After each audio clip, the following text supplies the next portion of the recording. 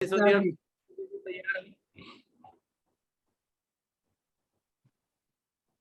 बार फिर से Commonwealth games पर क्वेश्चन। कॉमनवेल्थ गेम्स जो अब की बार हुए थे, अभी हाल ही में हुए हैं, अभी बिल्कुल ताजी ताजी बात है। अगर आप न्यूज़पेपर पढ़ते होंगे या न्यूज़ देखते होंगे तो किस शहर में हुए थे वो, शहर का नाम? किस शहर में?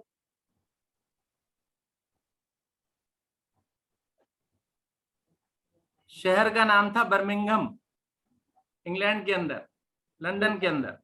अच्छा, इंग्लैंड के अंदर। चलिए, अभी थोड़ी देर पहले या पहला एक पार्टिसिपेंट ने द्रौपदी मुर्मू नाम बताया राष्ट्रपति का। वो कौन सी राष्ट्रपति हैं? नंबर, भारत की आजादी के बाद से कौन सी राष्ट्रपति हैं?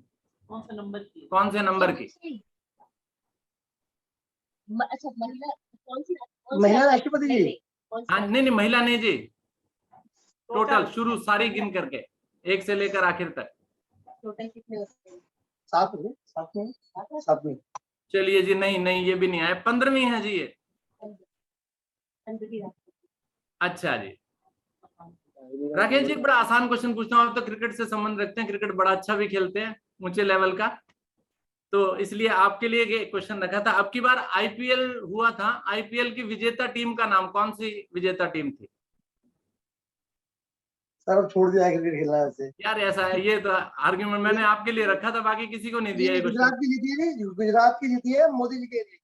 हाँ, वेरी गुड, गुजरात की टीम थी, वेरी गुड। चलिए, बड़ा आसान सा एक प्रश्न पूछ रहा हूं, राष्ट्रीय पुष्प का नाम बताइए। हाँ जी। नेशनल फ्लावर, राष्ट्रीय पुष्प। कमल। कमल, वेरी गुड, 2 ठीक हो गए जी। अब एक और आसान सा प्रश्न पूछ रहा हूँ, योग वालों को तो आंसर देना चाहिए। हाँ जी। मनुष्य के शरीर में हड्डियों की संख्या? 206।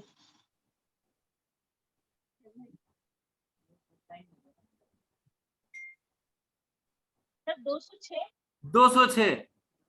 किसने बोला? मैंने बोला सर। उन्हीं ने। चलिए, 3 ठीक हो गए। चाय राकेश जी पिलाएंगे, ज्यादा सही है। चलिए, वेरी गुड, धन्यवाद आपका। 3 सही है। आपके 3 ठीक हैं। अब आ जाइए, हमारे तैयार हैं कपूर फैमिली, हर्ष कपूर जी, और उनके साथ नाम नहीं है मुझे ध्यान, थोड़ा सा याद आ रहा, अश्विनी कपूर। अश्विनी कपूर जी। हाँ, मैंने देखो ना नाम लिखा हुआ है और बीच में ना डैश डाल रखा है, जगह खाली रख रखी है, तो मैं भर लेता हूँ यहाँ पर। सर, इससे पहले कि आप क्वेश्चन पूछे, एक बात बोलूं जी। गाय हमारी माता है, हमको कुछ नहीं आता है, बैल हमारा बाप है, फेल करना पाप है। ना फेल नहीं करेंगे जी, आपके सारे ठीक आएंगे। आसान क्वेश्चन है आपके। केजरीवाल ने फेल करने को मना किया हुआ है। चलिए, एक बार फिर से कॉमनवेल्थ गेम्स की बात कर लेते हैं। कॉमनवेल्थ गेम्स बर्मिंघम में हुए थे, इंग्लैंड के अंदर। अब की बार 61 पदक आए थे। अगले कॉमनवेल्थ गेम्स कौन से देश में होने वाले हैं? Australia, very correct. तुक्का लगाया सर मैंने। नहीं, अच्छा कि बहुत, देखो थोड़ा सा न्यूज़पेपर पढ़ता है जो ना, और टीवी देखता है, उसको याद होता है। द्रौपदी मुर्मू कौन से राज्य से संबंध रखती हैं? उड़ीसा, करेक्ट। मल्होत्रा जी बहुत खुश हो रहे हैं अपनी बहन की सफलता पर। रंग जानते हैं आप जी? उनमें जो है ना, प्राइमरी कलर्स और सेकेंडरी कलर्स होते हैं। तो प्राइमरी कलर्स जिन्हें प्राथमिक रंग कहा जाता है, वो कौन कौन से होते हैं? 3 होते हैं वो। 3? शायद ग्रीन, रेड। सर मुझे नहीं पता वैसे कौन। ये पता है कि बता दूं, देखो प्राइमरी कलर्स वो होते हैं जिनको किसी और के कॉम्बिनेशन से नहीं बनाया जाता है। अब ग्रीन जो होता है, नीला और पीला मिलाकर के हरा बन जाता है। अच्छा, क्योंकि ये मुझे पता है कि प्राइमरी कलर 3 होते हैं, कौन से होते हैं ये नहीं पता। देखो, नीला पीला तो मैंने बता ही दिया तुम्हें। लाल, पीला और नीला, ये 3 प्राइमरी कलर्स होते हैं, प्राथमिक रंग होते हैं। इनको किसी और रंग के कॉम्बिनेशन से नहीं बनाया जा सकता है। ठीक सर। राष्ट्रीय वृक्ष राष्ट्रीय वृक्ष, सर वृक्ष तो आज तक नहीं सुना मैंने, पशु सुना है, पक्षी सुना है। पीपल, सर हम बता रहे हैं हम बता दीजिए, कोई बात नहीं। सर, banyan tree, हाँ जी, बनियान ट्री, बरगद का पेड़, बरगद। बरगद का पेड़ होता है, ठीक है, थैंक यू, थैंक यू। एक और थोड़ा सा शायद आसान होगा मुझे लगता है। भारत में अंतरिक्ष अन्वेषण, स्पेस रिसर्च का जो प्रोग्राम है वो कौन सी संस्था चलाती है? इसरो या नासा? इसरो, नासा नहीं जी, नासा इंडिया की नहीं है। इसरो। चलिए आप भी 3 पर ही रुके हैं अभी।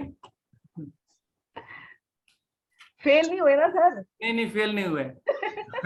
आगे 60%। चलिए जी, धन्यवाद, बहुत बहुत धन्यवाद कपूर साहब, कपूर फैमिली, पूरा सपोर्ट करने के लिए। कपूर साहब को भी आज सुबह जल्दी उठना पड़ा केवल इस क्विज की वजह से, थैंक यू। और थैंक यू तो हर्षी का करना चाहिए, चाय जल्दी पिला दी आपने आज। आदरणीय राजेश जी अगर उपस्थित हैं तो, राजेश जी और रितु जी।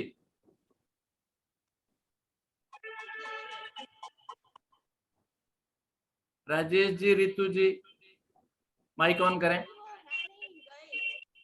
किसी काम से गए हुए हैं। हाँ जी रितु जी। सर जी वो किसी काम से गए हुए हैं। राजेश जी हैं नहीं या आप ही काफी हैं? नहीं ऐसा कुछ नहीं है सर, चीटिंग है। आवाज नहीं आ रही अच्छे से, आवाज अच्छी से आनी चाहिए, थोड़ा माइक के पास आ जाइए। सर जी वो तो है नहीं, किसी काम से बाहर गए हैं। अच्छा ठीक है, वो तो बताया था राजेश जी ने मुझे। हाँ तो सर ये तो चीटिंग है ना, मैं अकेली हूँ। हाँ जी, ये तो चीटिंग हो गई, मैं अकेली हूँ, बाकी सब दो थे। बाकी सब दो थे। आवाज नहीं आ रही। आवाज क्यों नहीं? आज पंखा बंद करिए। बोल रही है कि बाकी सब 2 थे, मैं अकेली हूँ। सब अपने सारे लाइन साथ- ठीक है, ठीक है, चलिए कोई बात नहीं, आप आपकी प्रश्नों का आंसर दीजिए। पंखा बंद कर। अभी हम कॉमनवेल्थ गेम्स की बात कर रहे हैं। कॉमनवेल्थ गेम्स जो है वो कितने वर्षों के बाद होते हैं?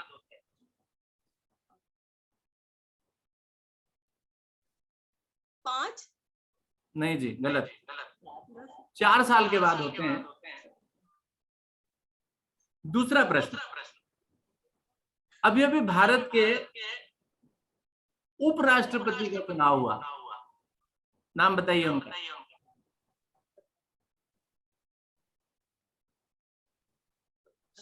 टीचर हैं आप तो, मास्टर नहीं। चंद्र करके कुछ है। हैं जी? चंद्र करके कुछ है। नहीं जी, जगदीप धनखड़। तीसरा प्रश्न, पृथ्वी पर ऊर्जा का सबसे बड़ा स्रोत? सूरज। सूरज, वेरी गुड। और आसान एक प्रश्न, पौधे कौन सी गैस अवशोषित करते हैं? अवशोषित करते हैं कार्बन डाइऑक्साइड। वेरी गुड, 2 ठीक। एक और आसान प्रश्न, आपको मालूम है कि घर घर तिरंगा का कार्यक्रम चल रहा है, भारत सरकार का कौन सा विभाग ये तिरंगा बांटने में मदद कर रहा है? कौन सा विभाग, डिपार्टमेंट? डिपार्टमेंट?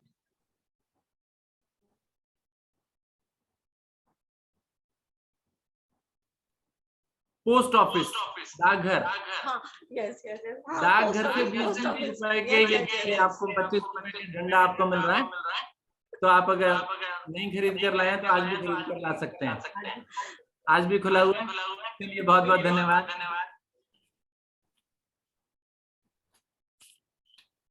अगले पार्टिसिपेंट आदरणीय रवि देव पर ट्रेन में है मुझे लग रहा है, अगर रवि देवल आप उपस्थित हैं तो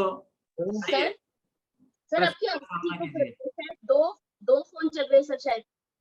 हाँ जी, वॉइस इको हो रही है सर आपकी। वॉइस इको हो रही है, मुझे ऐसा लग रहा है। हाँ, किसी क्लियर का नहीं आ रही आवाज सर। हमारे तो बंद है, हमारे तो ये बंद है। उनकी उधर से रितु जी के यहाँ से थी शायद।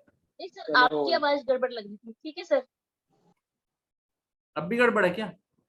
हेलो, नहीं सर, अब ठीक है। अब ठीक है ठीक है? सर। हाँ जी।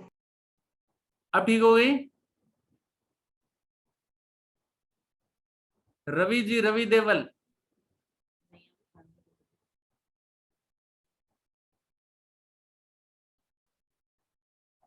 चलिए अब रवि देवल जी तो नहीं है, उन्होंने कल मुझे बोला था कि सर अगर हम अवेलेबल होंगे तो ठीक है, नहीं होंगे तो सर, आप। सर आकांक्षा और सिद्धार्थ जी हैं। आकांक्षा और सिद्धार्थ जी हैं, ठीक है जी, आकांक्षा और सिद्धार्थ जी को बुलाइए। आकांक्षा जी और सिद्धार्थ जी, स्वागत है आपका। माइक ऑन कीजिए प्लीज। नमस्कार नमस्कार सर। नमस्कार। नमस्कार जी। ये म्यूट करो। जी वैसे राजेश जी भी मुझे गाड़ी में दिखाई दे रहे हैं, रितु जी को अकेला छोड़कर चले गए वो।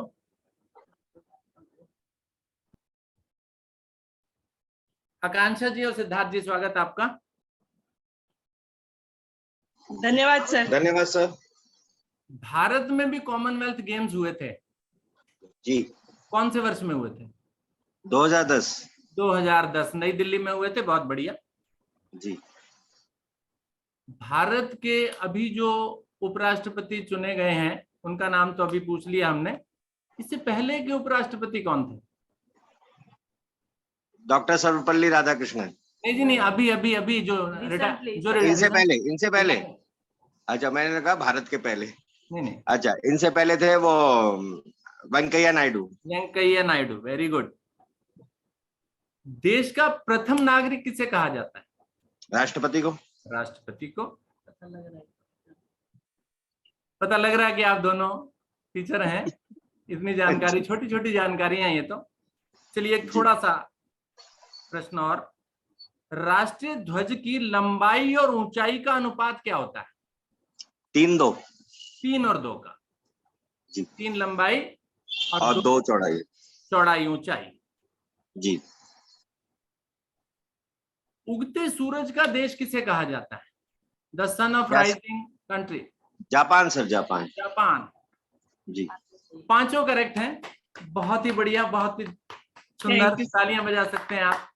धन्यवाद सर। आपने मौका ये भी दिया सर। बजाइए। धन्यवाद सर। तो बहुत धन्यवाद आपका भी। आइए अब आगे बढ़ते हैं। परफॉर्मेंसेस के पश्चात अब थोड़ा सा सीरियस, जिसे बड़ा ध्यान से सुनने की हमको आवश्यकता है, तो उसको सबसे पहले आमंत्रित करूंगा आदरणीय केबी मल्होत्रा जी को, और उनको विषय दिया गया है योग का देश के विकास में क्या सहयोग है। आप इस पर आमंत्रित हैं चर्चा के लिए। स्वागत है मल्होत्रा जी। नमस्कार सर। नमस्कार जी। सभी साधकों को पवित्र स्वतंत्रता दिवस की हार्दिक शुभकामनाएं, बधाई। आज देश आजादी अमृत महोत्सव मना रहा है, और जैसा सर का आदेश हुआ कि योग का देश में क्या सहयोग है, उस पर मुझे चर्चा करनी है। तो जब योग की बात चलती है तो सबसे पहले स्वतः प्रश्न उठता है कि हम योग से क्यों जुड़ते हैं, योग से जुड़ने का कारण क्या है, और देश को उससे क्या सहयोग मिल सकता है। तो योग से सबसे पहले हम जब जुड़ने के कारण हमारे सबसे पहले माइंड में जो प्रश्न आता है वो यही है कि योग से हम जुड़ते हैं तो वो इसलिए जुड़ते हैं कि हम स्वस्थ रह सकें, और एक जो स्वस्थ राष्ट्र होता है, स्वस्थ नागरिक ही स्वस्थ राष्ट्र बना सकता है। तो अगर सभी नागरिक स्वस्थ होंगे तो देश भी उन्नति की तरफ, प्रगति की तरफ बढ़ता रहेगा और नए नए आयाम छुएगा। इसलिए जो सबसे बड़ा कारण है वो यही है कि स्वस्थ रखना अपने आप को, मानसिक और मानसिक जो है मानसिक और शारीरिक तरीके से अपने आप को आगे बढ़ाना, विकसित करना और शारीरिक रोगों से मुक्ति पाना, क्योंकि एक स्वस्थ राष्ट्र ही ज्यादा उन्नति कर सकता है। दूसरी बात जो है मेरे दिमाग में जो आती है इस बारे में, वो है कि आजकल देश में जो समस्याएं हैं, घरेलू समस्या हो या जॉब से रिलेटेड हो, तनाव बहुत है।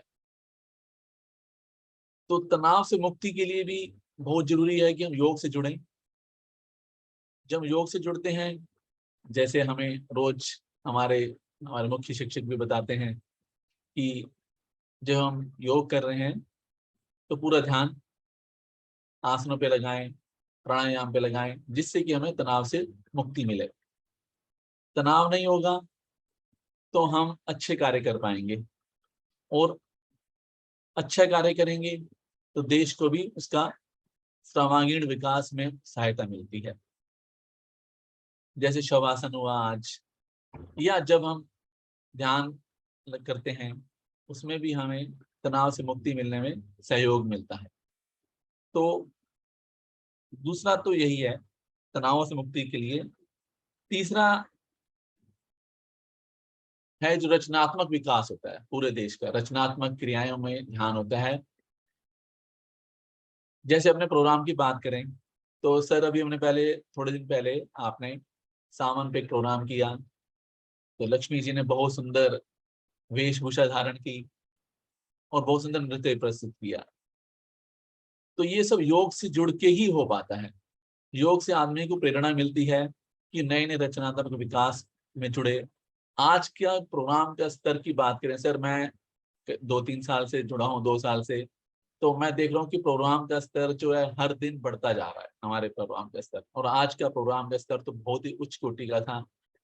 हर्ष जी की जो थी कविता, प्रियंका जी का जो नृत्य बहुत सुंदर था, बहुत ही देशभक्ति भावना से परिपूर्ण था, और जो आरुष ने किया, रेणु जी ने किया, उसने सबको रुला दिया सर। आपके साथ साथ सबकी आंखों में आंसू थे। तो ये जो रचनात्मक विकास होता है ना, पूरे देश के लिए भी अच्छा होता है। पूरे देश की जो एक सांस्कृतिक धरोहर होती है उसको हम आगे बढ़ाते हैं उसके द्वारा।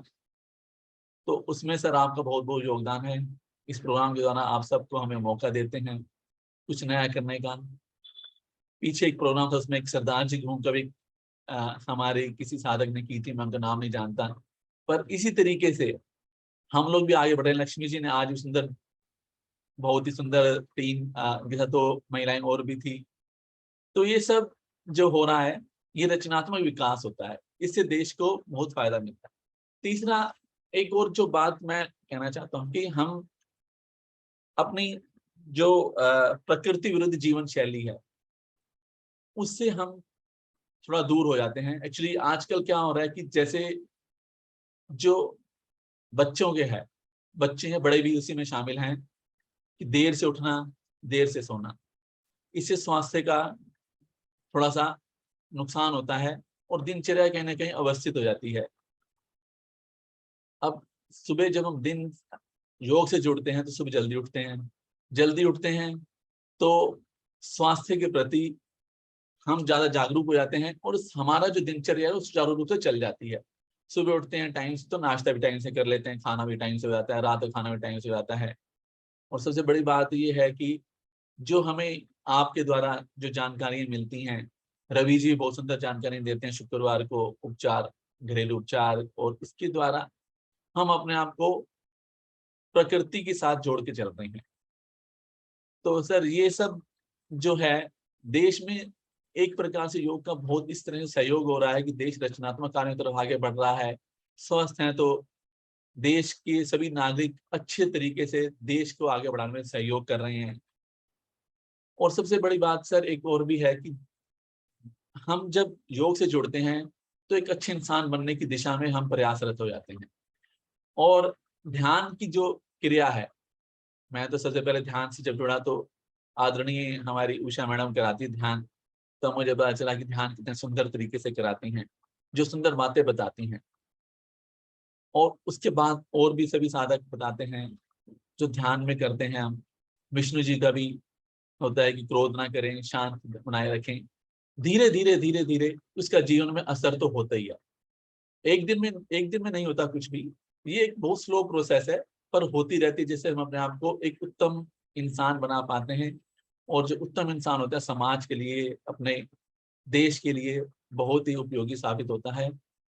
तो सर आप सबका बहुत बहुत धन्यवाद, और मुझे भी इसका बहुत फायदा हुआ। मेरा तो यही मानना है कि मैं सुबह जब उठ जाता हूँ ना 5 बजे, तो उसी से ही मेरी काफी प्रॉब्लम सॉल्व हुई। मेरी जो पीठ की दर्द, गर्दन की दर्द उससे जो मेरे पहले रहती थी, उसमें काफी मुझे फर्क है। और सबसे बड़ी बात है कि अच्छे तरीके से पेट साफ हो जाता है। मैं कभी क्लास जैसे छोड़ देता हूँ, बाई चांस 7 बजे उठता हूँ, 7:30 उठता हूँ, तो पेट उतने अच्छे तरीके से साफ नहीं हो पाता है। और इसके अलावा भी कई बार लोग मुझसे पूछते हैं आप जुड़े, आप कुछ फायदा तो दिखाई नहीं पड़ रहा। फायदा कई बार दिखाई नहीं पड़ता सर, फायदा कई बार अंदर से, मतलब जो हमारी एक क्षमता होती है उसका जो विकास होता है वो भी बहुत सहयोग करती है। अभी सर हमारे आदरणीय वीरेंद्र जी को कोविड हुआ, तो उनसे मैं हाल चाल जानना था, तो उन्होंने कहा मेरा तो 3 दिन में ठीक हो गया। और उन्होंने इस बात को बोला साथ साथ कि कहीं ना कहीं योग का इसमें बहुत बड़ा सहयोग है कि मैं इतनी जल्दी ठीक हो गया हूँ और बिल्कुल मुझे किसी तरह की कष्ट परेशानी नहीं हुई है। तो सर इस प्रकार से ही हम सभी योग से जुड़े रहें और अपने देश को आगे बढ़ाते रहें। जय हिंद, जय भारत। धन्यवाद सर। धन्यवाद मल्होत्रा जी, बहुत सुंदर चर्चा आपके द्वारा रही। योग का क्या बेनिफिट है पर्सनल, और अगर पर्सनल होगा तो उसके पश्चात राष्ट्र, आपके समाज को होगा, सबसे पहले आपके परिवार को होगा, आपके समाज को होगा, आपके देश को होगा। और देश अगर स्वस्थ होगा तो स्वास्थ्य की सुविधाएं सरकार को बहुत ज्यादा नहीं देनी पड़ेंगी। बहुत बड़ा खर्च होता है सरकार का। आर्थिक विकास में भी ये जो स्वास्थ्य है ये बहुत ज्यादा योगदान देता है। तो धन्यवाद मल्होत्रा जी, बहुत बहुत धन्यवाद आपका। आजादी का अमृत महोत्सव 75वां वर्ष, इस पर एक बहुत सुंदर चर्चा लेकर आदरणीय शालिनी सिंघल जी, जो कि केंद्र प्रमुख हैं गौतमपुरी योग केंद्र के और हनुमान है हमारे सारे कार्यों की, तो स्वागत है शालिनी जी। माइक ऑन कीजिए। धन्यवाद सर। क्षमा चाहती हूँ, अपनी स्थिति मुझे बदलनी पड़ी क्योंकि ऊपर बहुत बढ़िया बढ़िया गाने चल रहे थे जिसमें ध्यान आप लोगों का और मेरा दोनों का भटक जाता। तो आप सभी को मेरा अभिवादन। सबसे पहले आजादी के अमृत महोत्सव पर देश के 75वें गणतंत्र दिवस पर आप सभी को हार्दिक शुभकामनाएं। आप सभी के लिए मंगलमय रहे स्वतंत्रता दिवस पर हार्दिक शुभकामनाएं।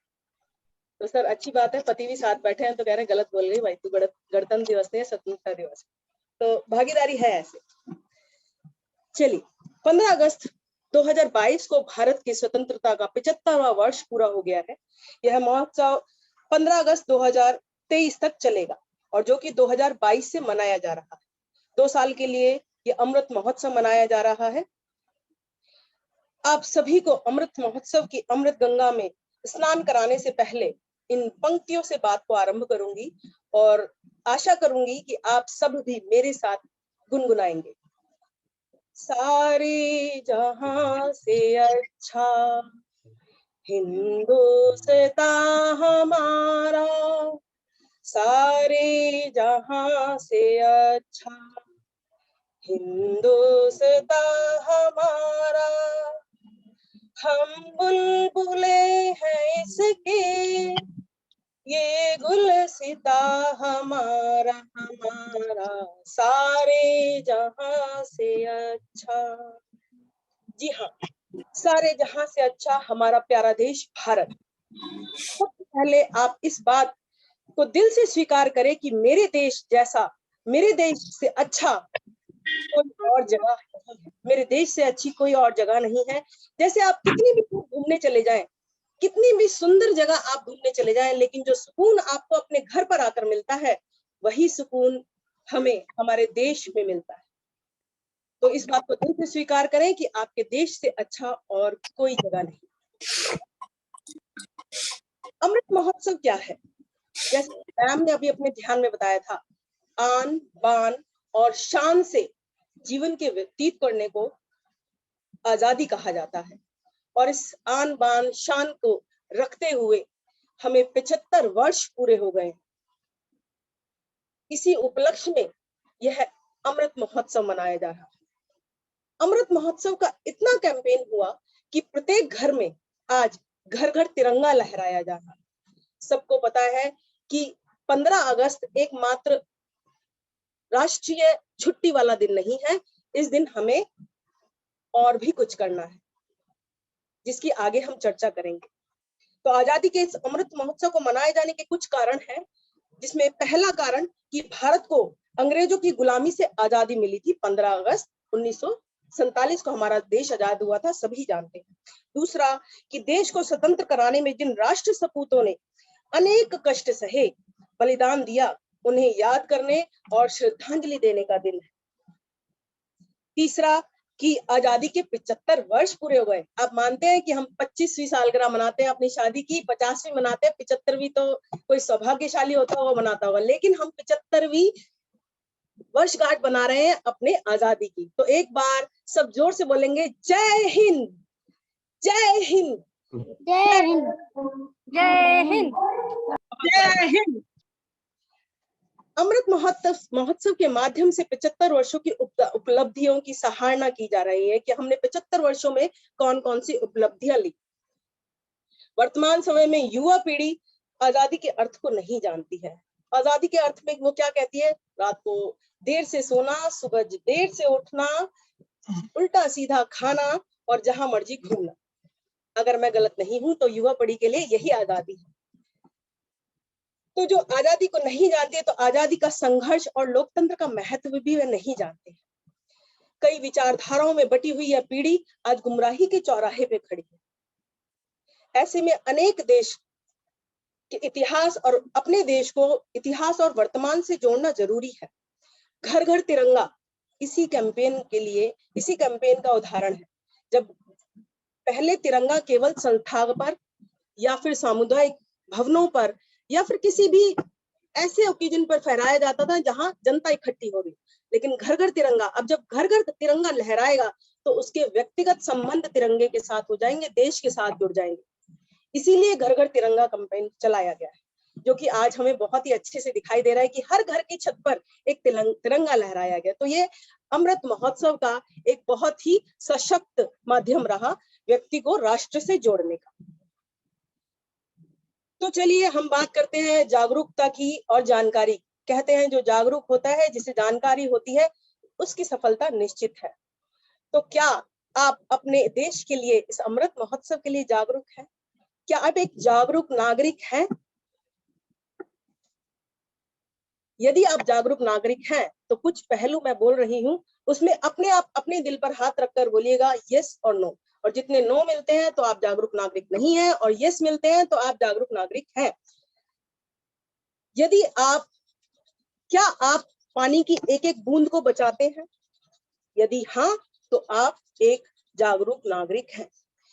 क्या आप वायु का प्रदूषण नहीं करते हैं? वायु का प्रदूषण, जैसे पहले तो बहुत लोग आग जला देते थे, या फिर यदि आप ज्यादा परफ्यूम और ड्यू भी छिड़कते हैं ना, उससे भी हमारी वायु प्रदूषित होती है। उसको भी ज्यादा ना किया कीजिए, सिर्फ थोड़ा सा, जितनी आवश्यकता है। यदि आप ऐसा नहीं करते हैं या ऐसा करते हैं, बचाते हैं वायु को, तो आप जागरूक नागरिक हैं। यदि आप उपयोग ना होने पर पंखे और लाइटों को बंद कर देते हैं, बिजली का कारण दुरुपयोग नहीं करते हैं, तो आप देश के जागरूक नागरिक हैं। यदि आप रेड लाइट पर अपनी गाड़ी बंद कर देते हैं, ये आइडिया अभी सर ने अपने बच्चों से पूछा था क्लास में, स्कूल में 15 अगस्त के जो वो परफॉर्मेंस होती है उसमें, तो यदि आप रेड लाइट पर गाड़ी को बंद कर देते हैं तो आप वायु प्रदूषण होने से भी बच जाते हैं, और ईंधन की खपत होने से भी बच जाती है, साथ में आपका पैसा भी बच जाता है। अगर आप हमेशा करते हैं तो आप जागरूक नागरिक हैं। तो बात हुई जागरूकता की। और जैसे फिर आप कह पाएंगे, यदि आप जागरूक नागरिक हैं और इस तरह से अपने देश की सेवा करते हैं, तो फिर आप गा पाएंगे जैसे कि हमारी आदरणीय लक्ष्मी जी ने प्रार्थना में गाया था, जहाँ डाल डाल पर सोने की चिड़िया करती है बसेरा, वो भारत देश है मेरा, वो भारत देश है मेरा। जहाँ डाल डाल पर सोने की चिड़िया करती है बसेरा, वो भारत देश है मेरा, वो भारत देश है मेरा। क्योंकि जब इस तरह की बचत होगी, वायु प्रदूषण नहीं होगा, जल प्रदूषण नहीं होगा, ईंधन की बचत होगी, तो हमारा देश फिर से सोने की चिड़िया बन जाएगा, फिर से सोने की चिड़िया बन जाएगा। तो आगे भारत की उपलब्धियों की बात करते हैं कि भारत एक परमाणु शक्ति होने के साथ साथ बड़ी सैन्य शक्ति भी गिना जाता है। यही नहीं, चांद और मंगल पर मानव रहित मिशन भेजने वाले 5 देशों की सूची में भारत का नाम आता है, जो कि हर भारतवासी के लिए गौरव की बात है, गर्व करने की बात है। साथ ही भारत मात्र एक ऐसा देश है जिसने बहुत कम खर्च में मंगल मिशन पर पहली बार ही सफलता को प्राप्त किया। इन सभी बातों पर ध्यान देंगे तो आपको गर्व महसूस होगा, और आप भारतवासी हैं, आप भारत जैसे देश में पैदा हुए हैं, इसलिए आजादी के अमृत महोत्सव को मनाने की पूरी चेष्टा करेंगे।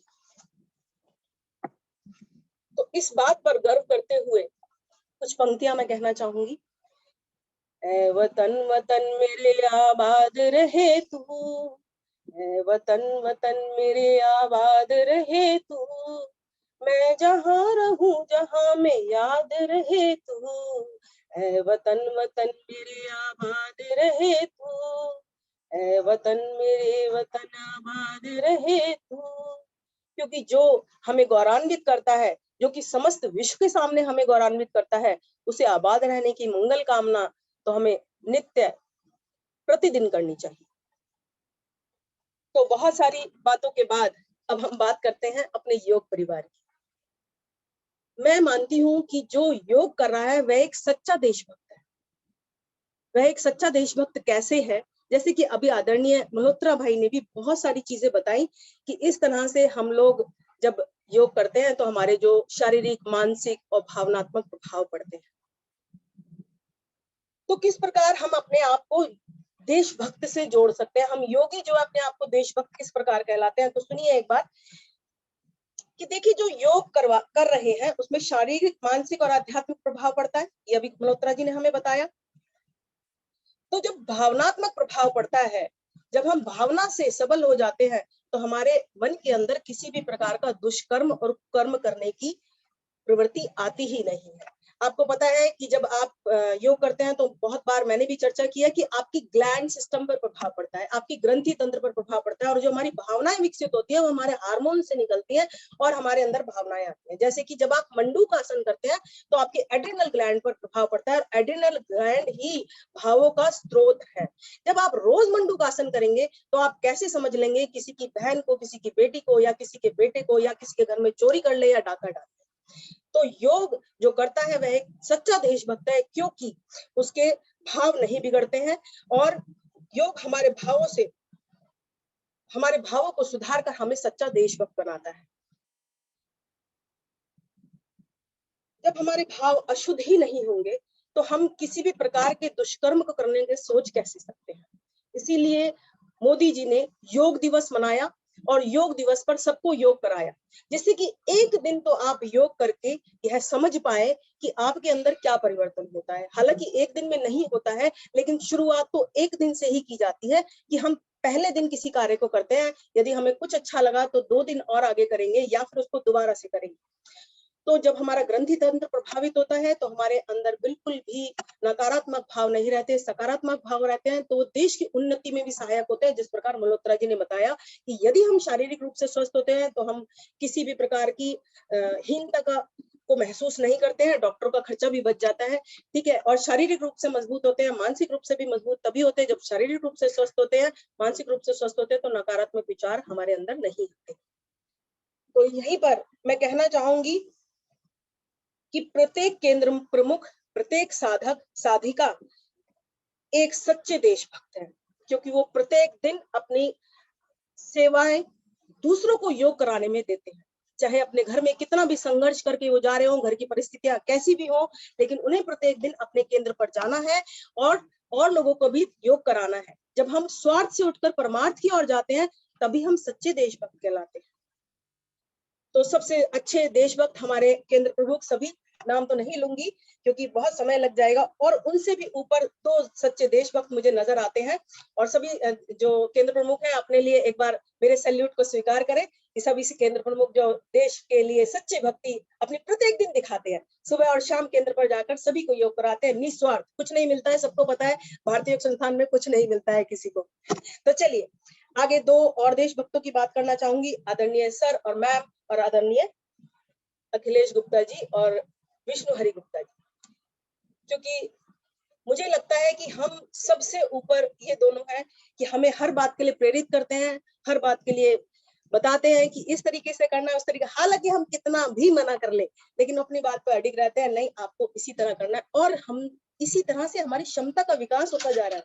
मैंने देखा कि जिस काम के लिए हम मना कर देते हैं, नहीं करना है, वो बात वही रुक जाती है, लेकिन हम सोचते हैं कि नहीं करना है, तो क्षमता का विकास है। और आदरणीय गुप्ता जी जो अपनी सेवाओं को सुबह और शाम बिना किसी स्वार्थ के दे रहे हैं, ये भी सच्चे देशभक्त है। तो ऐसे दोनों सच्चे देशभक्तों को हमारा कोटि कोटि प्रणाम, कोटि कोटि नमन, और हम आशा करते हैं कि सर हम इस प्रकार के देशभक्त आगे बन पाए। अंत की 2 लाइनों से मैं अपनी वाणी को विराम दूंगी। देश से है प्यार तो हर पल ये कहना चाहिए। आप भी सब गा सकते हैं मेरे साथ। देश से है प्यार तो हर पल ये कहना चाहिए, मैं रहूं या ना रहूं भारत ये रहना चाहिए, मैं रहूं या ना रहूं भारत ये रहना चाहिए। देश से है प्यार तो हर पल ये कहना चाहिए, देश से है प्यार तो हर पल ये कहना चाहिए, मैं रहूं या ना रहूं भारत ये रहना चाहिए, भारत ये रहना चाहिए। जय हिंद। जय हिंद। हरिओम सर। हरिओम जी, सभी तालियां बजा सकते हैं। बहुत ही सुंदर थैंक यू सर। आजादी का अमृत महोत्सव क्यों मनाया जाता है, क्या क्या हमें करना चाहिए एक सच्चे देशभक्त के रूप में, और वो हम करते हैं या नहीं करते हैं, यस या नो, ऐसा भी हमने जाना, और अपने आप को हम नंबर दे सकते हैं कि हम कितने बड़े देशभक्त हैं या नहीं हैं। तो अपने अंदर परिवर्तन लाने का प्रयास करें, और साथ ही साथ करें भी और करवाएं भी। आप अपना कार्य कीजिए, सामने वाला करे या ना करे वो उसकी इच्छा है। कोई कूड़ा फैला रहा है तो उसको आप एक बार टोक जरूर दीजिए कि भैया जी आपको ये कूड़ा जो है यहाँ नहीं फेंकना चाहिए था, आपको इसको डस्टबिन में डालना चाहिए था। वो भले ही आप पर नाराज हो जाए, तो नाराज हो जाए तो भैया हाथ जोड़ दीजिए, कूड़ा उठा करके सही स्थान पर डाल दीजिए। ये भी एक देशभक्ति है। धन्यवाद। शालिनी, आगे भी एक बड़ी सुंदर चर्चा हम लोग करने वाले हैं। 75वां स्वतंत्रता दिवस भारत मना रहा है। बहुत विकास हुए हैं और अभी बहुत बाकी हैं। बहुत से परिवर्तन भारत देश को अभी चाहिए, और हर एक व्यक्ति के मन में कुछ अलग अलग बातें कि जी मैं होता तो ऐसा कर देता, मैं होता तो ऐसा कर देता, एक दिन मुझे प्रधानमंत्री बना करके दिखाइए, मैं ऐसा सब कुछ करके दिखाऊंगा आपको। तो ऐसी ही एक फिल्म आई थी, अनिल कपूर की थी, मुझे और मेरी पत्नी को तो याद नहीं आ रही, जरा नाम बताइए उसका। Sir Nayak. Nayak, very good, thank you sir Nayak. जी जी जी।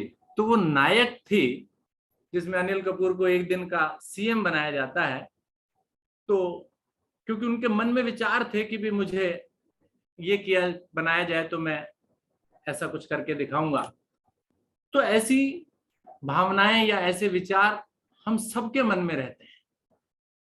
तो आप सभी से अनुरोध है कि आप अपनी अपनी जो भावनाएं हैं कि मुझे यदि प्रधानमंत्री बना दिया जाए तो मैं क्या करूंगा, इस ग्रुप पर जिस जिस ग्रुप पर भी है वो अपने अपने विचार थोड़े थोड़े एक एक विचार कम से कम अवश्य डाले।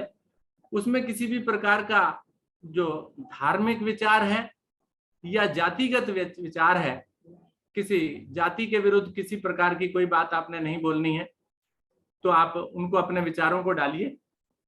तो इसी प्रकार के विचार लेकर हमारे सुशील गुप्ता जी तैयार हैं।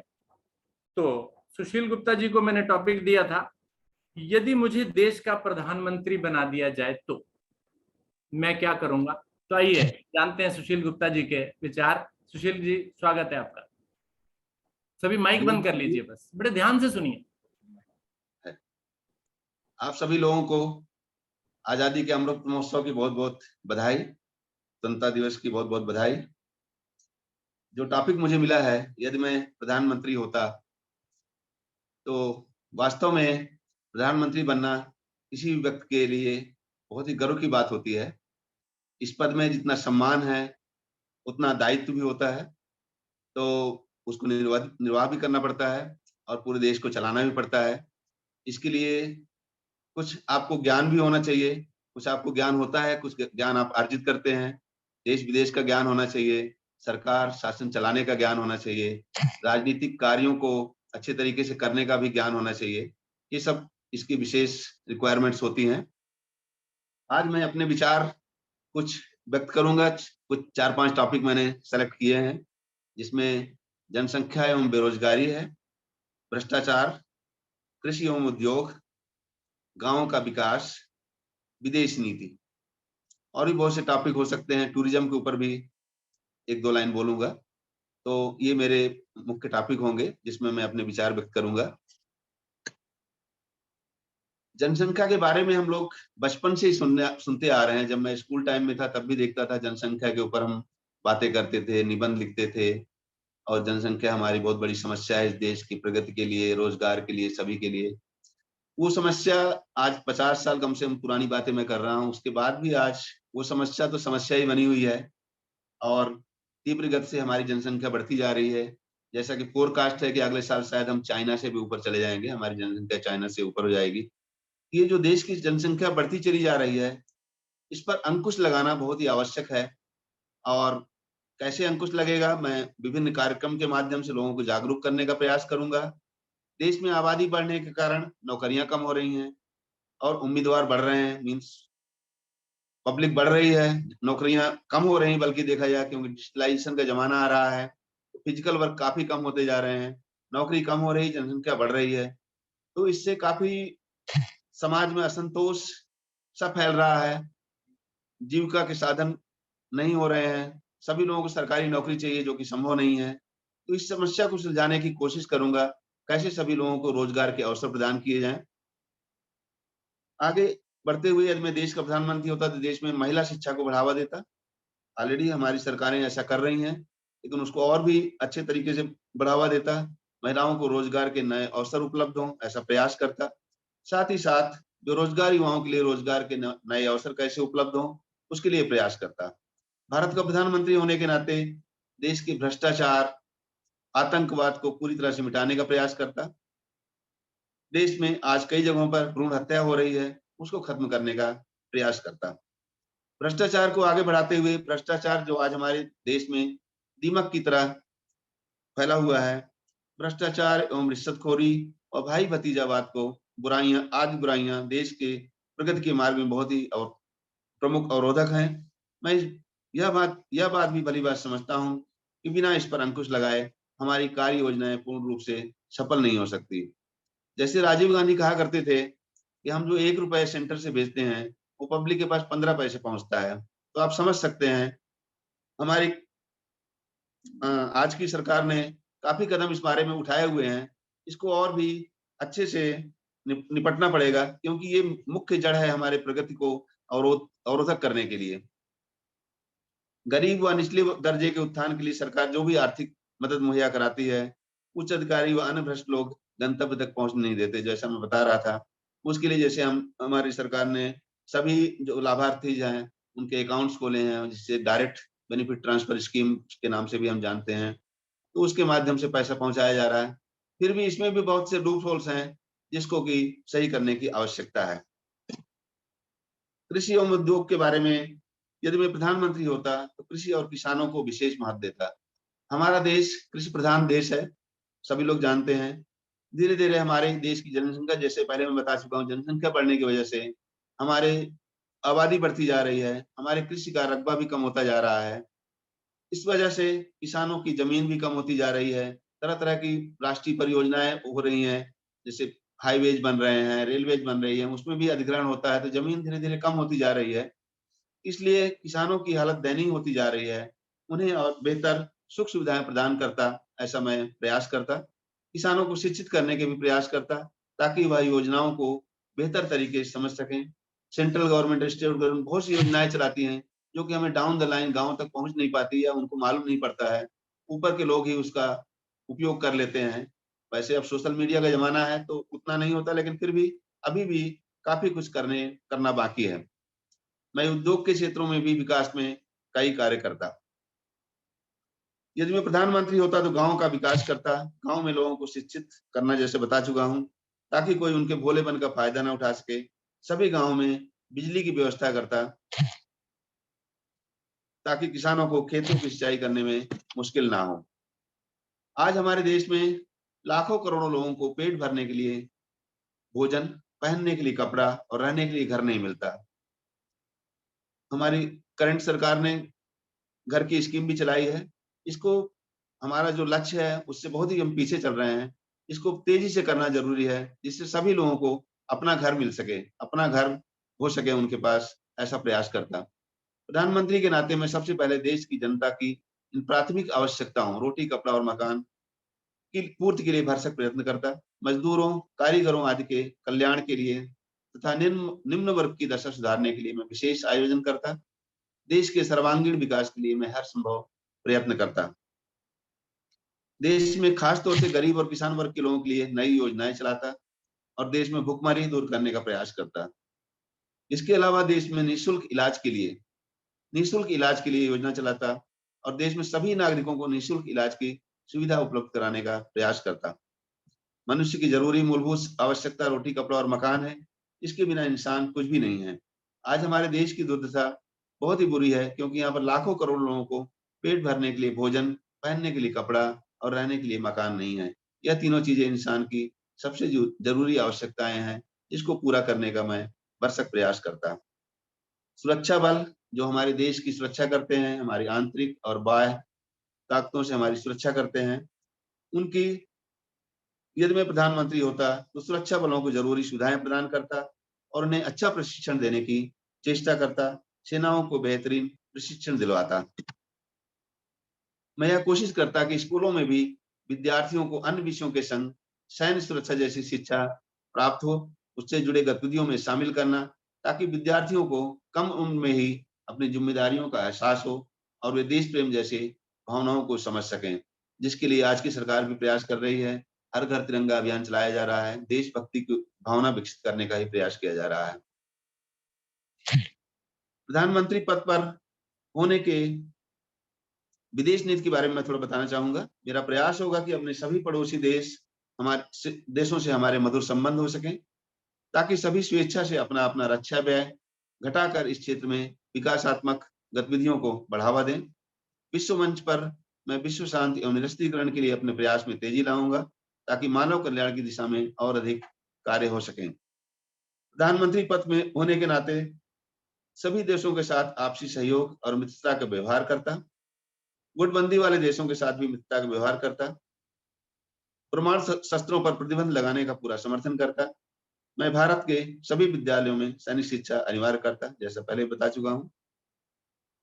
ये मुख्य बिंदु जिसके बारे में मैं अपने विचार व्यक्त करना चाहता था। इसके अलावा एक और भी मुख्य विषय है टूरिज्म। हम देखते हैं कि हमारे देश के काफी लोग बाहर घूमने जाते हैं, थाईलैंड, मलेशिया, सिंगापुर या यूरोपीय देश या अन्य देश जहां जिसकी जैसी क्षमता है। उन देशों ने मालदीव्स, पड़ोस में ही देखे मालदीव, भूटान, श्रीलंका, और इससे काफी इन देशों की आय में वृद्धि होती है। हमारे देश से लोग जाते हैं, वहां पैसा खर्च करके आते हैं। मैं ऐसा महसूस करता हूँ कि हमारे देश में बहुत ही अधिक से अधिक पर्यटक स्थल हैं, जिनको अगर हम विकसित करें और हम उनकी मार्केटिंग करें, मार्केटिंग भी बहुत जरूरी होती है, मार्केटिंग करें और उनको विकसित करें। जैसे कि प्रधानमंत्री ने अभियान चलाया था, सफाई का अभियान चलाया था, क्लीननेस का, आज से 8 साल पहले शुरू किया था। अब काफी कुछ इम्प्रूवमेंट है, लेकिन अभी भी बहुत इम्प्रूवमेंट करने की जरूरत है। अगर हम इस अभियान में सफल हों और टूरिज्म के असीम संभावनाएं हैं हमारे देश में, अगर इसको हम मार्केटिंग कर सकें तो हम काफी विदेशी मुद्रा को अपने देश में ला सकते हैं, विदेशियों को आकृष्ट कर सकते हैं और हमारे देश का विकास हो सकता है, हमारी जीडीपी बढ़ सकती है। इन्हीं सब बातों के बाद अंत में मैं अपनी सेवा और कर्तव्य निष्ठा से देशवासियों के समक्ष एक आदर्श प्रस्तुत करने का प्रयत्न करता। मैं विरोधी पक्षों के दृष्टिकोण को भी समझने की कोशिश करता और देश की समस्याओं को हल करने के लिए उनका भी सहयोग देता। प्रधानमंत्री के नाते मेरा लक्ष्य देश को हर तरह से सुखी, समृद्ध और शक्तिशाली बनाना होता है। बहुत बहुत धन्यवाद। बहुत बहुत धन्यवाद सुशील गुप्ता जी। आप एक सफल प्रधानमंत्री हो सकते हैं। बहुत सी समस्याओं को उजागर किया आपने, बहुत अच्छा लगा। और लास्ट में जो आपने बोला टूरिज्म, हम दूसरे देशों में तो दौड़ने की कोशिश करते हैं, हमारा भारत देश ही इतना सुंदर देश है, उसमें भी अगर हम टूरिज्म को बढ़ाएं, वहां पर ही हम घूमने के लिए जाएं तो उसका ज्ञान होगा और उसके पश्चात जो है उसका अगर हम पॉपुलैरिटी को बढ़ाना चाहते हैं, विदेशियों को भी आकर्षित करना चाहते हैं, तो उस टूरिस्ट प्लेसेस को साफ सुथरा रखें। आकर्षित होंगे वो भी, और आकर्षित होंगे तो हमारे देश को कुछ ना कुछ देकर ही जाएंगे। और वो जो विदेशी मुद्रा का भंडार है, क्योंकि आजकल के समय में आप जानते हैं, हमारे अपने घर की ही बात अगर हम कर लें तो कहते हैं ना, मुट्ठी में पैसा है तो सब कुछ है। तो इसीलिए देश की भी अगर मुद्रा, देश के पास विदेशी मुद्रा भंडार अगर अधिक है तो उस देश को सशक्त माना जाता है, मजबूत माना जाता है। तो बहुत बहुत धन्यवाद सुशील जी, आपका बहुत सुंदर चर्चा आपके साथ रही। आप सभी से भी अनुरोध है कि इसी प्रकार की कुछ चर्चा आप ग्रुप पर भी करें और अपने अपने कुछ विचार भेजें। जैसा कि मैंने आपको बताया, धार्मिक कोई विचार ना हो वो आप ग्रुप पर शेयर करें। धन्यवाद आप सभी का। बस आज के समय कुछ ज्यादा हमने ले लिया, आज तीसरा घंटा चल रहा है, लेकिन फिर भी आज का कार्यक्रम बहुत ही सुंदर। जिसको जिसको पार्टिसिपेंट को जो जो कार्य दिया गया उसने बहुत ही मेहनत के साथ, बहुत ही परिश्रम के साथ उसको निभाया। और जो पहले कुछ करता था आज उसको कुछ और अन्य ड्यूटी दी गई, दूसरी तरह की ड्यूटी दी गई। तो कहीं भी मुझे नहीं लगा कि भाई आप में किसी प्रकार की भी कोई कमी है, सभी सक्षम है और इसी प्रकार से सक्षम बनाते चले जाइए। अपने अंदर की जो प्रतिभा है उसको निखारते चले जाइए, प्रतिभाएं निखरती चली जाएंगी। ये भी एक योग है, ये भी एक देशभक्ति है। तो आप इसी को निखारते चले जाइए। और अंत में आप मेरे साथ 3 बार बोलेंगे भारत माता की जय और वंदे मातरम। भारत माता की जय। भारत माता की जय। भारत माता की जय। वंदे मातरम। वंदे मातरम। वंदे मातरम। बहुत बहुत बधाई, बहुत बहुत धन्यवाद। अब अंत में राष्ट्रगान होगा और आप सभी को मालूम है कि राष्ट्रगान में हम सभी को खड़े हो जाना चाहिए। और या फिर अगर कभी कई बार ऐसा भी हमने देखा है, आप टीवी देख रहे हैं, राष्ट्रगान आ रहा है तो आप खड़े नहीं हो सकते, तो उसकी आवाज को म्यूट कर दीजिए, आवाज को बंद कर दीजिए। हमारा तो राष्ट्रगान को गाने के लिए आमंत्रित करूंगा आदरणीय मिथिलेश चतुर्वेदी जी, जयपुर से हैं। मिथिलेश जी, स्वागत है आपका। धन्यवाद। हरिओम सर। हरिओम जी। बस राष्ट्रगान कूद दो बढ़ गया मैं केवल आगे बार-बार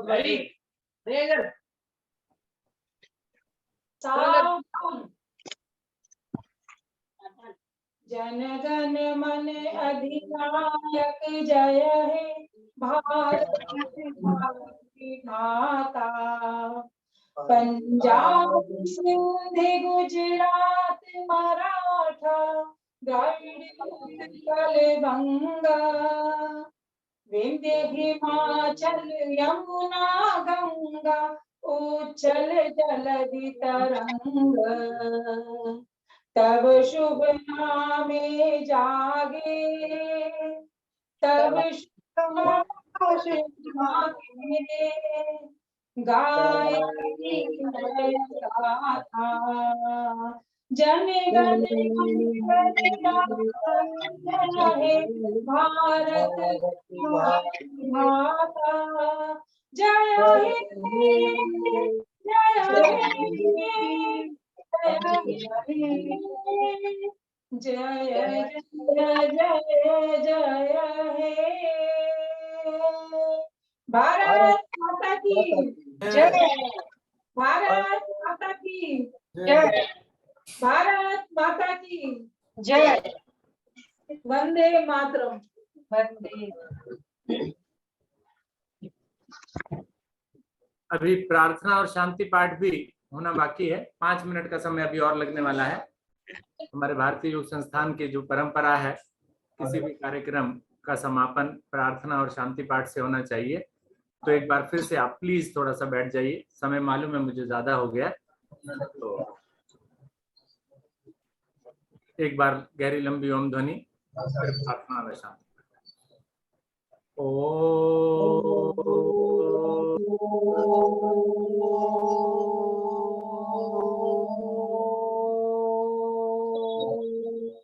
मम्मी का फोन लगा दी। ओम अस्तु मा सद्गमय। ओम तमसो मा ज्योतिर्गमय। ओम प्रत्यगमामृतं गमय। सर्वेषां स्वस्तिर्भवतु। सर्वेषां शान्तिर्भवतु। सर्वेषां मङ्गलं भवतु। सर्वेषां पूर्णं भवतु। लोका समस्ता सुखिनो भवन्तु। सर्वे भवन्तु सुखिनः। सर्वे सन्तु निरामया। सर्वे भद्राणि पश्यन्तु मा कश्चित् दुःखभाग् भवेत्। ॐ त्र्यम्बकं यजामहे सुगन्धिं पुष्टिवर्धनम् उर्वारुकमिव वन्दनात्। मृत्योर्मोक्षेयमामृतात्।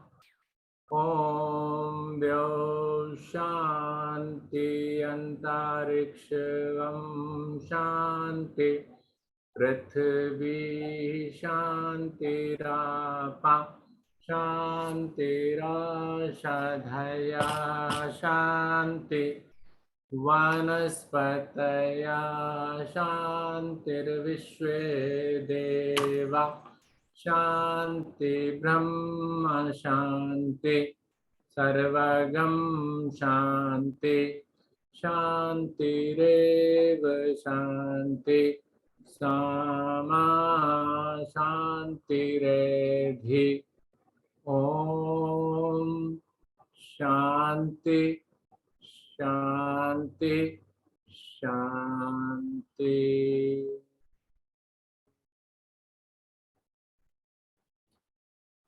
बनाए रखें इस शांति को। दिन भर जीवन भर शांत रहकर सभी कर्तव्य करें। परिवार के प्रति, देश के प्रति शांत रहकर से जो कार्य होते हैं, शोर मचाकर उसे करने का कोई लाभ नहीं। शांत रहिए, अपने कार्य में लगे रहिए। दोनों हथेलियों का घर्षण करें।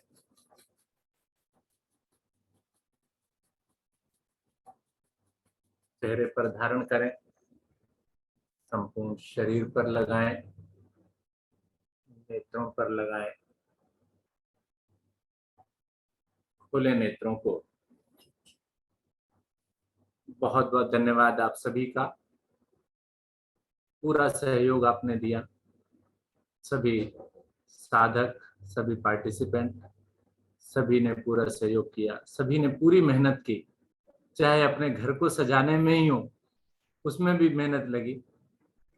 तिरंगा, भारतीय उच्च संस्थान का बैनर, गुब्बारे और कई तरह के सिंबल्स, बहुत ही सुंदर दृश्य, बहुत बढ़िया। और एक अपील और करना चाहूंगा कि इस प्रकार का कार्यक्रम जब भी कभी हम करते हैं और आपको सूचना थोड़ा पहले हम लोग दे देते हैं कि जो भी पार्टिसिपेंट आना चाहे, कुछ अपनी परफॉर्मेंस देना चाहे, तो उसको आप समय से हमें बता दीजिए कि मेरी इच्छा है। क्योंकि ऐसा होता है कि अगर आप लास्ट में हमें बताते हैं, एक दिन पहले बताते हैं, तब तक हमारा सब कुछ डिसाइड हो चुका होता है। फिर आपको मना करना भी हमें बुरा लगता है कि नहीं अब हम नहीं ले पाएंगे, और वो थोड़ा सा ठीक नहीं होता है। तो आप समय रहते हमें बता दिया करेंगे तो कोई बात नहीं। अब ये 8:30 हो गए हैं, 8:45 भी हो जाते तो भी कोई बात नहीं, एक आध परफॉर्मेंस और भी ले सकते थे हम, लेकिन हमें समय से ये मालूम होना चाहिए तो ज्यादा बेटर रहता है। तो आप सभी से यही अनुरोध है कि आगे कभी भी हम करें तो समय से आप हमें ये सारी जानकारियां अपने उपलब्ध कराएं। सभी में टैलेंट है, बहुत टैलेंट है, और वो टैलेंट की जानकारी हमें नहीं है। जब आपको किसी प्रकार का कार्य दिया जाता है और आप लग जाते हैं उस कार्य में, आपने देखा आज की परफॉर्मेंसेस में एक दो परफॉर्मेंसेस तो देखी, बिल्कुल कोई भी अनप्रोफेशनल नहीं लगा, कि बिल्कुल प्रोफेशनली उन्होंने किया, कि जैसे कहीं सीखी हुई है ये एक्टिंग। तो बहुत बढ़िया लगा। तो धन्यवाद आप सभी का एक बार फिर से। और आजादी के अमृत महोत्सव यानी 75वें स्वतंत्रता दिवस की बहुत बहुत शुभकामनाएं आपको। आपका दिन शुभ हो, आपका वर्ष शुभ हो, आपका आगे का जीवन सुखमय हो। इसी प्रकार से सहयोग करते रहिए, योग से जुड़े रहिए। धन्यवाद आप सभी का। और समय थोड़ा ज्यादा हो गया, इसके लिए माफी चाहूंगा, लेकिन इस समय आपने सदुपयोग किया नई नई जानकारी। आगे अनुरोध करूंगा आदरणीय गुप्ता जी से शुभ संकल्प के साथ इस कार्यक्रम को विराम दीजिए। आदरणीय गुप्ता जी, स्वागत। धन्यवाद आदरणीय अरोड़ा जी, बहुत सुंदर कार्यक्रम आज का रहा। और आज के इस अति सुंदर विशेष कार्यक्रम के सूत्रधर आनंदीय देने वाले इस कार्यक्रम के आदरणीय अरोड़ा जी, सभी की प्रस्तुति एक से बढ़ के एक, किसी को भी हम नहीं कह सकते कि ये ज्यादा अच्छी है, ये कम अच्छी है। बहुत सुंदर प्रस्तुति। देशभक्ति के बारे में हमें पता चला कि हम कितने देशभक्त हैं। हमें लगा कि हम तो बहुत बड़े देशभक्त हैं। जो बातें हमें बताई गई थी वो उसमें से काफी बातें हम कर रहे होते हैं। और प्रधानमंत्री अगर मैं होता तो क्या क्या करता, तो जो मैं सोच रहा था लगभग सभी बातें आदरणीय सुशील जी ने अपने वक्त में कही।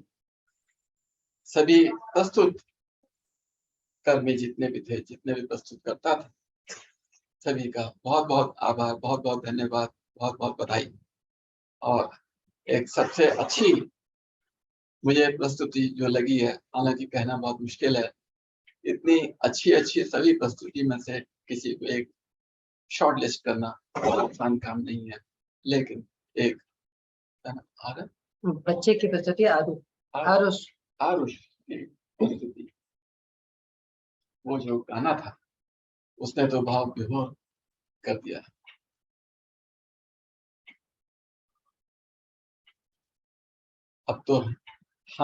अब हम भी सफर करते हैं। और बाद में आदरणीय रेणु जी का भी उसमें योगदान रहा। तो मेरी ओर से एक छोटा सा उपहार प्रिय आरुष के लिए 1000 रुपए मैं देना चाहूंगा। ये उनकी कोई मेहनत तो नहीं है, लेकिन एक मेरी तरफ से एक उपहार उनके लिए। आदरणीय वीरेंद्र जी से अनुरोध किया अपना पेटीएम नंबर मुझे भेज दें ताकि मैं उनको दे सकूं। और सबने लिए जो लेना चाहे वो ले लेंगे। और इसी के साथ आज की इस अति सुंदर विशेष 75वें स्वतंत्रता दिवस के ऊपर हम जो अमृत महोत्सव का उत्सव मना रहे हैं उसकी विराम देते हुए शुभ संकल्प लेते हैं। हे प्रभु, हे भगवान, हमें प्रेरणा दो, शक्ति दो, हम नित्य प्रतिदिन इसी प्रकार योग साधना में सम्मिलित होते रहें, औरों को भी निस्वार्थ भाव से सम्मिलित होने के लिए प्रेरित करें। सदा हम सच बोलें, कभी हमें क्रोध ना आए, दिन भर में हमसे कोई भी ऐसा कार्य ना हो जिससे किसी को भी कोई कष्ट या हानि हो। दूसरों के लिए हमारे दिल में वैर भाव न आए, कष्टों को सहने की क्षमता शक्ति हमें प्रदान हो और दिन भर हम अपने परिवार में परिजन से, मित्रों से, सभी से प्यार से मुस्कुरा के बात करेंगे।